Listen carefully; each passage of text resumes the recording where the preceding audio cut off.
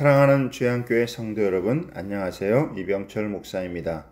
오늘도 우리보다 우리를 더 사랑하시고 우리를 향한 놀라운 계획을 갖고 우리를 인도하시는 하나님을 신뢰하며 믿음의 길을 가는 복된 하루가 되길 바랍니다. 12월 21일 화요일 주 만나는 인격적인 하나님을 신뢰하라는 제목으로 본문은 누가복음 1장 26절에서 38절까지 말씀입니다.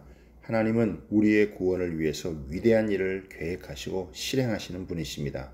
그동안 선지자들을 보내셨던 하나님은 때가 참에 자기 아들 예수 그리스도를 이 땅에 보내실 것을 알려주십니다.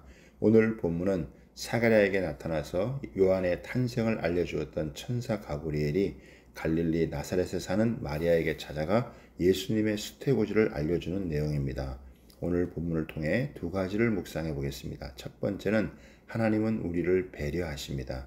사가랴에게 요한의 탄생을 전한 천사 가브리엘은 6개월 후에 예수님의 수태고지를 전하기 위해서 갈릴리 나사렛에 사는 마리아에게 찾아갑니다. 당시 나사렛은 다니엘의 말에 의하면 나사렛에서 무슨 선한 것이 날 수 있느냐라고 말할 정도로 극단적인 취급을 받던 동네였습니다. 그곳에 마리아라는 처녀는 다윗의 자손 요셉이란 사람과 정혼한 사이였습니다. 가브리엘은 마리아를 찾아가 말합니다. 28절에 보면 그에게 들어가 이르되 은혜를 받은 자여 평안할지어다 주께서 너와 함께 하시도다 라고 합니다. 은혜를 받은 자여에서 시제가 완료 분사형으로 쓰고 있는데 이는 강한 현재의 의미로 은혜를 받은 상태가 아직도 계속되고 있다는 뜻입니다. 천사는 마리아에게 평안을 구하며 주께서 너와 함께 하신다는 말씀을 전함으로 먼저 본론을 말하기 전에 앞서 마리아를 안심시키며 말을 이어갑니다. 천사는 마리아에게 이미 약혼자가 있었고 그녀는 아직 잠자리를 가져본 적이 없었기 때문에 다소 충격적인 소식일 수 있기에 그녀가 무서워하지 않도록 세심하게 배려합니다.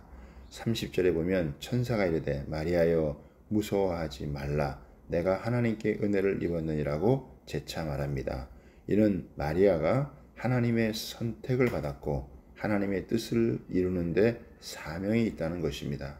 이처럼 하나님은 우리의 수준을 아시고 우리에게 맞춰주시며 세심하게 배려하시며 존중해 주시는 분이십니다. 그러므로 우리는 하나님이 우리의 생각보다 더 인격적이시라는 것을 믿고 하나님으로 인해 기뻐할 수 있어야 합니다. 두 번째는 믿음과 순종으로 말씀을 대해야 합니다. 천사 가브리엘은 마리아에게 수태고지를 전합니다. 31절에서 33절까지를 보면 보라 내가 잉태하여 아들을 낳으리니 그 이름을 예수라 하라. 그가 큰 자가 되고 지극히 높으신 이의 아들이라 일컬어질 것이요 주 하나님께서 그 조상 다윗의 왕위를 그에게 주시리니 영원히 야곱의 집을 왕으로 다스릴 것이며 그 나라가 무궁하리라고 합니다. 그렇습니다. 예수님은 이 세상에서 가장 큰 자가 되실 것이며 지극히 높으신 이의 아들이라 불리며 다윗의 왕위를 물려받아 영원한 나라의 영원한 왕이 될 것입니다.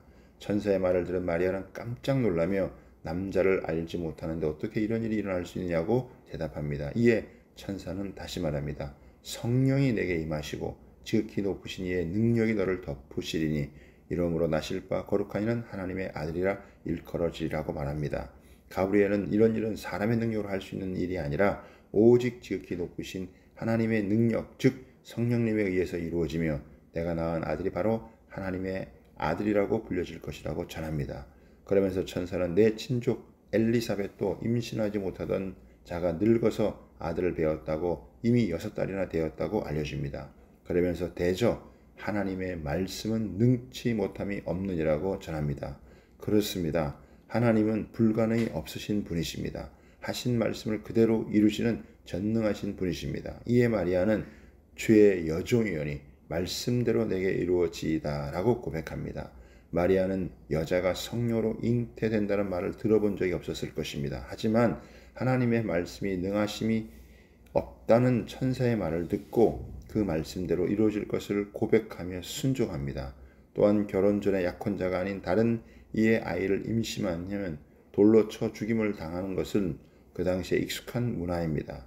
하지만 그 시대의 문화와 상황을 넘어서 마리아의 상식과 판단, 주변 환경에 매이지 않고 하나님의 말씀을 신뢰했습니다.